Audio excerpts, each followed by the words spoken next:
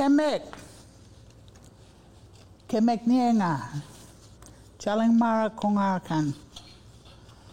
I am Challengmara of the Kongarakan. Kemek Nienga.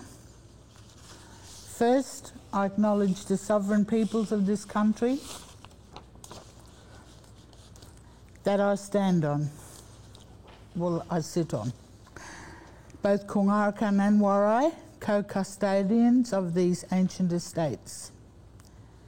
I loudly proclaim acknowledgement here today through the voice of my Wetji Alandabu and of the Kongarakan and of her son, my Chiming, my grandfather, King Awoi Jack McGuinness. I'm pleased that their voices will continue to be heard throughout this country, this sovereign land, and at such forums as the Bachelor Seminar Series. As part of my first duty here today is also to acknowledge all Kongarakan that have gone before us to join the ancestors. It is with deep respect and never-ending gratitude and appreciation that I pay humble homage to all those men, women and children that have ensured our continued survival on our sovereign lands. That following the many struggles over time and despite the continued resistance, we remain in our beautiful homelands, calling out with these Kongarakan words, Kemek Nienga. I also extend greetings to all Kongarakan family, all descendants of Alandabu, all those who make up the many McGuinness families. I also include and acknowledge members of other Kongarakan family groups, including the Angelus family. So all Kongarakan present here today are extended honour and respect. Kemek. It would be remiss of me today to not acknowledge my Gurindji family, my Gurindji grandmother, and all Gurindji family. The acknowledgement of countries and peoples at all areas and centres where Bachelor Institute has a presence, delivers programs and conducts other business. I acknowledge all those peoples. Greetings and acknowledgement to all visitors from other regions and countries within the Northern Territory and external to it, and to all clans and language groups across the nation, including the islands of the Torres Strait. I was reflecting as I came over here, what a glorious day for us all to come together and to share our thoughts and to have this discussion. And it's also a time for reminders to all who work, visit, travel and or live in Kongarakan country, just where we are. Be mindful of that and be extra mindful of who you are and how it is that you have come to be in this particular space. I ask that you always be appreciative, respectful and remembering, and that you walk on Kongarakan land. You walk over the footprints of our ancestors. You follow the directions and the paths of not only present-day Kongarakan, but all others. And in your shared responsibilities with us, you must help preserve those paths, those song lines, and the country for future Kongarakan Pombakidjits that will traverse this land. Kongarakan have been here since Mapulbark, which is the creation, to now, and we expect we'll be here for a long time to come. And that is why we honour our country.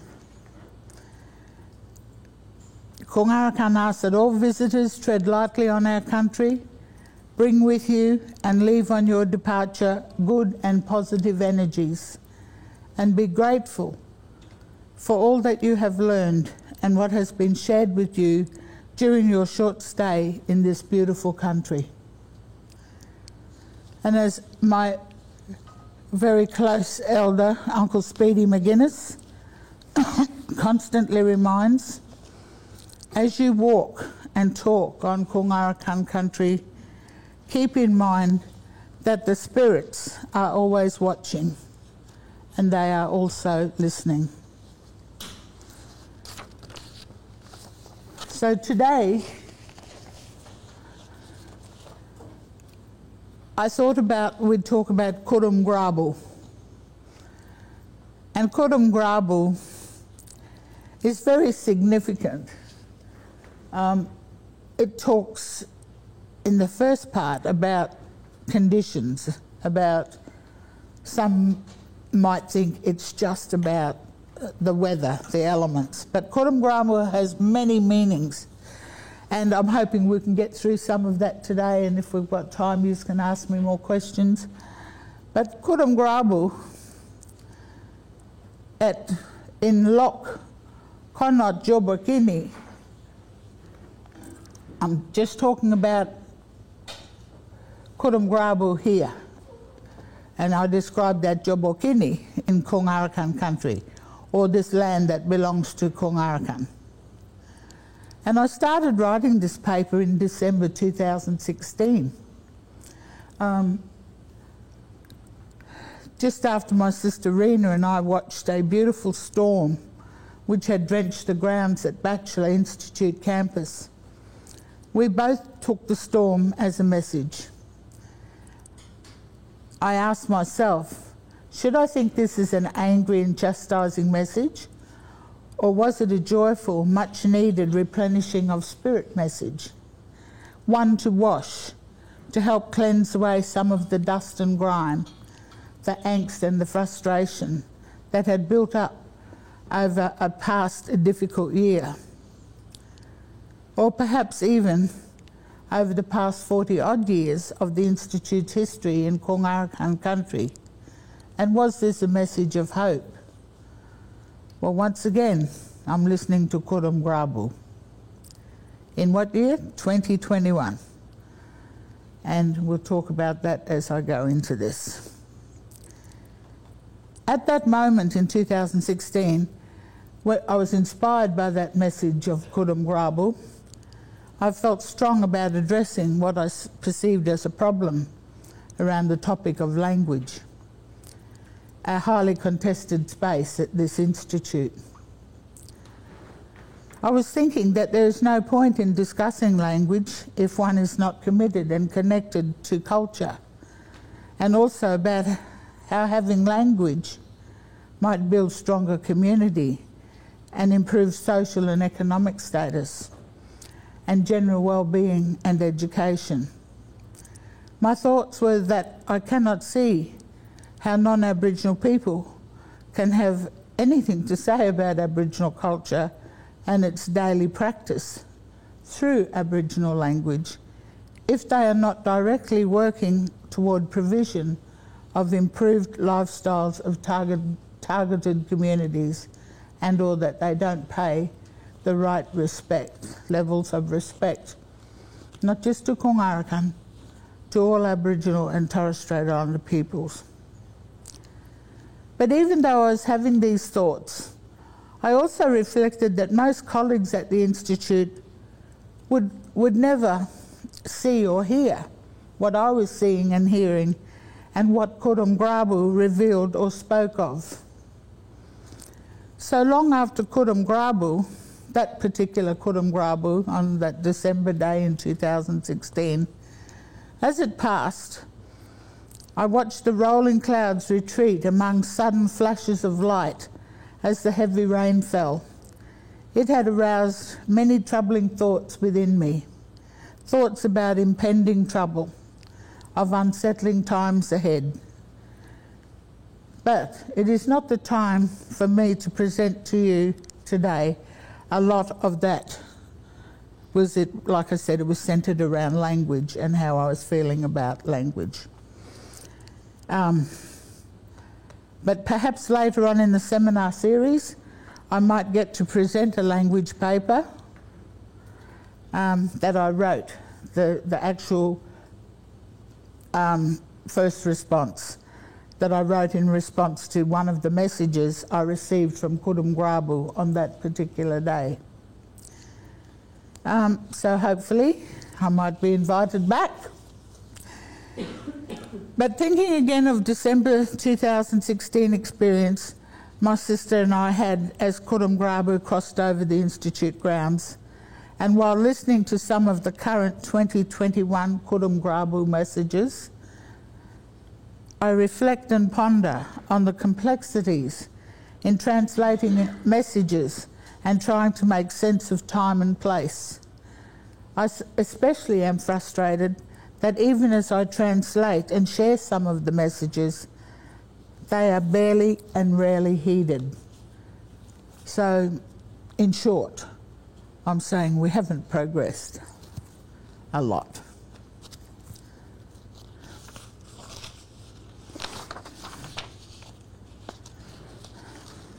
I think of those who may not understand how to accept or interpret messages, especially non-Aboriginal people and others who might not understand how Kungarakan listen to country and the elements, and how they make light of or dismiss the rumblings of concern in some of the Kudum Grabu messages. One thing for sure, I know that the variety of interpretations, reactions, expressions would be very different to Aboriginal and or Indigenous peoples. And that's what Kudum Grabu is leading today, about listening and talking to country. And it's a practice that, well, it's not just Kungarakan, most Aboriginal and Torres Strait Islander people have that practice. It's probably more important than all the other structures in such an organisation as this in a Western education setting. But I think we can encourage people to listen more and to take note, and I'm hoping I get that message through here today. And also, while reflecting on that December 2016 message, I recalled how my experience living with Apache in Arizona always kept me grounded and not too homesick for Kungarakan country, including the many messages to be found that was throughout the landscape, in the waters and in the skies. The listening to country and appreciating the signs and messages is a common thread, as I just said, amongst Aboriginal Indigenous peoples. We understand each other. We speak the same language.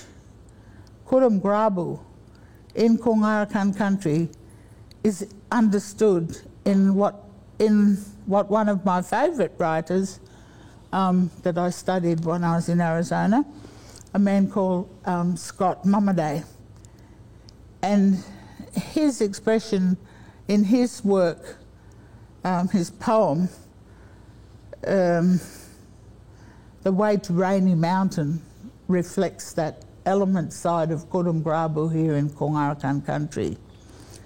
And he says that the Kiowa language is hard to understand, but you know, the storm spirit understands it. Lightning comes from its mouth, and the tail, whipping and thrashing in the air, makes the high hot wind of the tornado. But they speak to it, saying, "Pass over me." They are not afraid of Mankaharai, for it understands their language. We feel the same about Kudum Grabu. So yes, Kungarakan speak of Kudum Grabu, but my sister Rena and I also know Kudum Grabu as our karang, our mother. She speaks to us, she sends us warnings, and we listen. Sometimes we're afraid, sometimes she's just playing.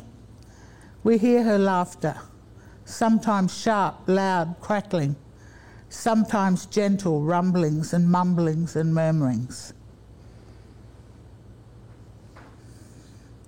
So our Karang would describe it in this sense as her dreaming. And if anyone ever goes to the Territory Wildlife Park, there is which is in Kungarakan country, at Berry Springs or Laniok, and we'll talk more about Laniok after. There's a display there called the rainforest, monsoon forest. And there you'll see a poem that I wrote about Kudum Grabu. But it's just so significant because when you press the little display button, or as you do in those kind of places, and you hear the thunder and the lightning and all the rumblings and that, the grandchildren, great-grandchildren, always sing out straight away for their wetchy because they know that's associated with that person. But I'll just give you a few lines from that poem I wrote, the Kudum Grabu poem, which is displayed at the Territory Wildlife Park. So you get a sense of that noise and that from the stormy context. That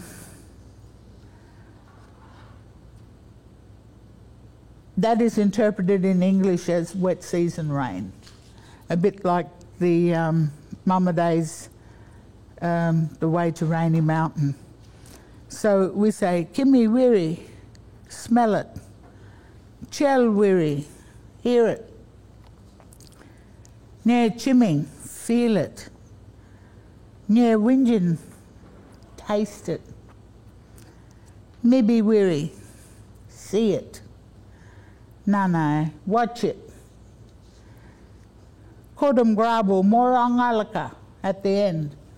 Morong, gone, no more. So it's finished, it's over.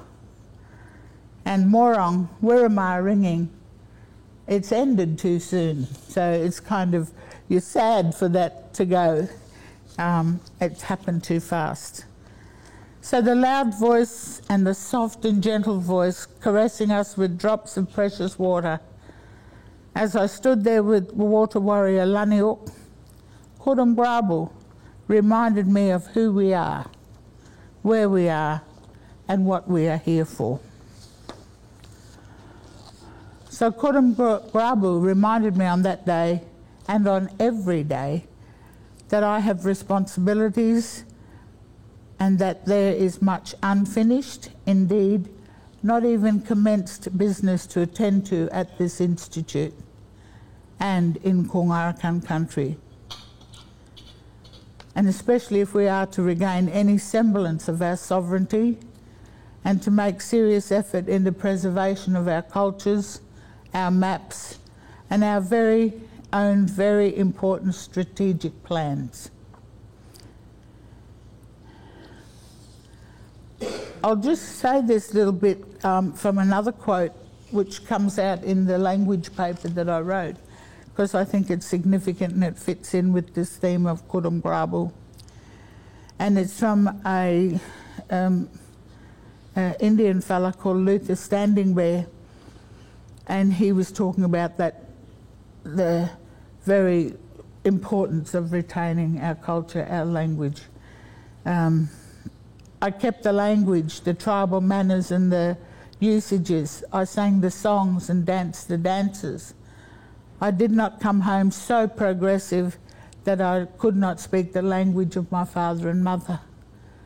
But I soon began to see the sad sight, so common today, of returned students who could not speak their native tongue, or worse yet, some who pretended they could no longer converse in their mother tongue. So while the white people had much to teach us, we had much to teach them. And what a school could have been established upon that idea. And I still think that we have to establish that school. And so that's my message in that. So while there is still much to be said and listened to in the relation to messages and how they may be conveyed and how they may be received, I encourage you all to listen more intently, to listen to the voices that speak to us, to take notice of what they say, be guided by the message of the ancestors and the elders. Don't be too distracted by all the other stuff, or maybe some might describe it as non-Aboriginal or non-Indigenous noise that constantly surrounds Aboriginal and Torres Strait Islander people. I quickly want to just give another sense of listening and experiencing on country what can happen. I wrote a poem called Pinjarra after I visited a place in Western Australia, and that's the name of the place, the site. And the poem goes something like this. I heard the whispering through the trees. It was the whispers of old women. It was concern. I heard the shouting above me, around me, in me. It was the shouting of old men, young men. It was fear. I heard the sighing, the floating, hanging in the air. It was the sighing of young women. It was despair. I heard the crying of the children, girls and boys. It was the crying that comes with destruction. It was the cry of war. And if you walk through this country at any time, anywhere, you will hear those sounds if you care. So that's Pinjarra, which has now gone off into another circle of scholarship. But that's not the place to talk about that here today. But it's about listening, learning, appreciating country, taking the messages. It's always about that strong theme.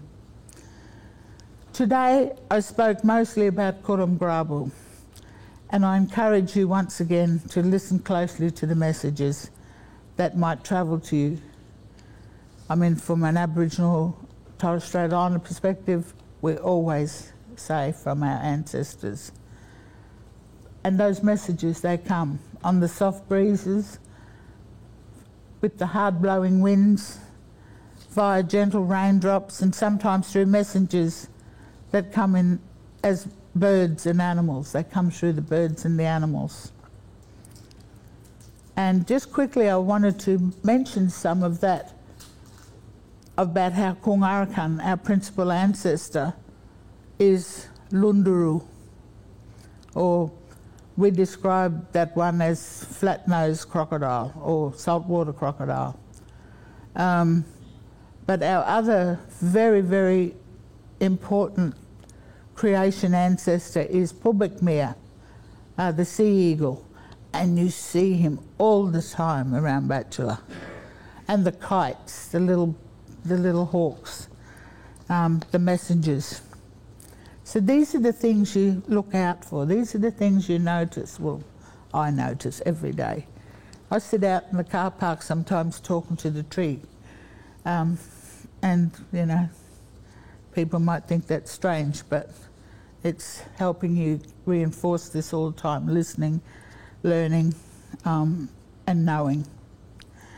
Of course, many people are privileged to learn directly from their elders, and they learn that precious knowledge, the stories, the languages passed through very strong oral testimony, or art, or song and dance. I take most of my strength in knowing that where I live, at Laniok, which is known as Berry Springs to most people, an underground expanse of water, Loch Cobber, is the domain of Kurundamin, the rainbow serpent. So Kurundamin, watery home, and his path, it's situated a long way from there, and at a place here, which everyone knows as Crater Lake, We call that one Wollongy.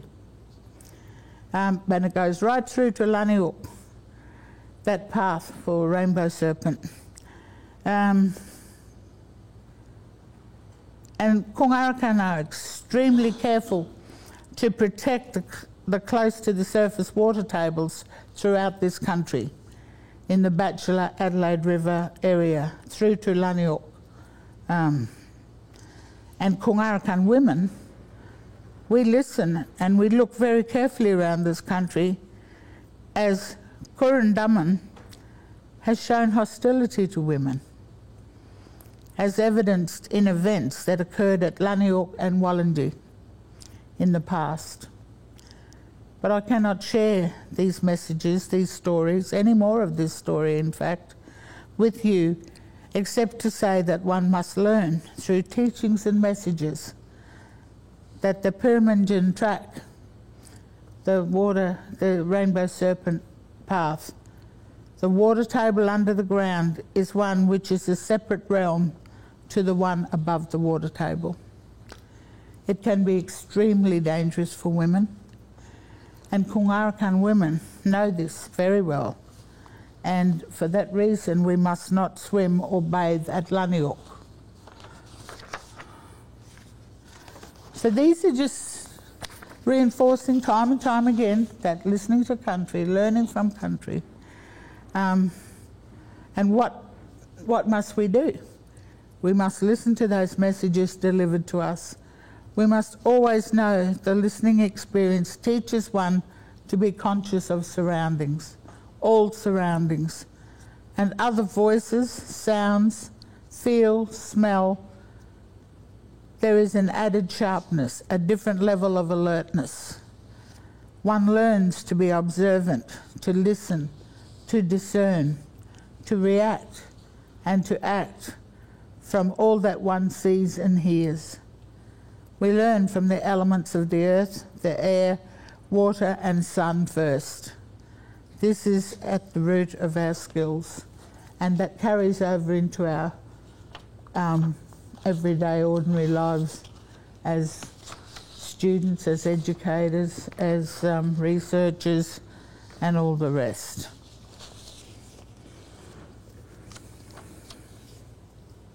Right. Now, these are known, I guess, as termite mounds. But Kungarakan, this represents our Almandok and our Namandok, our ancestors.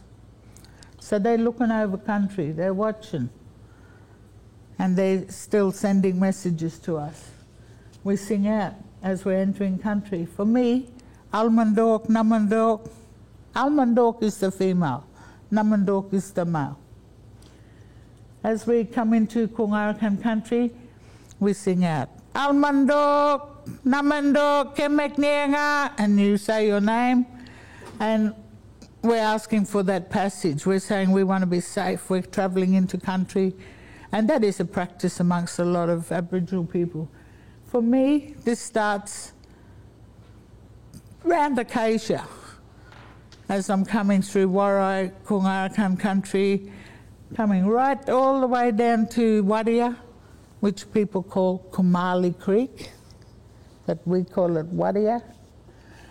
And it just comes right, travels with me all the way to Bachelor. So, and the return journey for me back to Laniuk, we sing out again, Almandok, Namandok, Mamak. We're going now. And thank you. Always have to say thank you. So they're a big part of our country. I can't really see that. But that's just more beautiful Kungarakan country. Always. And you can see here, in the water there, what is known as water lily, I guess. We call that one Mukananganak. This is a creation story for us. And when you ever look at water lily, how the roots and it goes right down in the water, that's the cycle of life. So all these things are telling us messages and giving us more knowledge. And we like to share that as much as we can, except the sacred stuff. And different areas, if you go to these areas, of course, you're always looking out for lunduru, for crocodile, and for other danger, but also good tucker and things like that. So it's speaking to you. This is what I keep emphasising all the time, country speaking to you. And as I go on to talk a little bit about all of that too might be understood in a Western education setting or in a mainstream setting as the benefits of bush socialisation, I guess. And not everyone has that privilege of being socialised in the bush or having, like I said before, that direct knowledge sharing and information passed down directly from elders. But you do observe, and maybe too because I've been around a long time now as well, so that helps. And I've had a long time to observe. That you can tell the people who've gone through proper bush socialisation, they have their language, not always, but they have at least words from their language. They understand all these concepts, they know where their messages come from, they appreciate it. Some learn from it, but it's just one of those. So, but I'm still saying that that's a really important element of learning and teaching in that world, in our Aboriginal world, or in our Kungarakan world. And it can be balanced between the Western education and your other education. It doesn't have to be one or the other. But of course the Western education system is something that's quite foreign to us as we learn on country, listening to country and having those ideas in our head and keeping very, very old stories continuing and continuing so that we don't lose that knowledge and we don't lose those stories. Thank you everyone, I really appreciate your attention.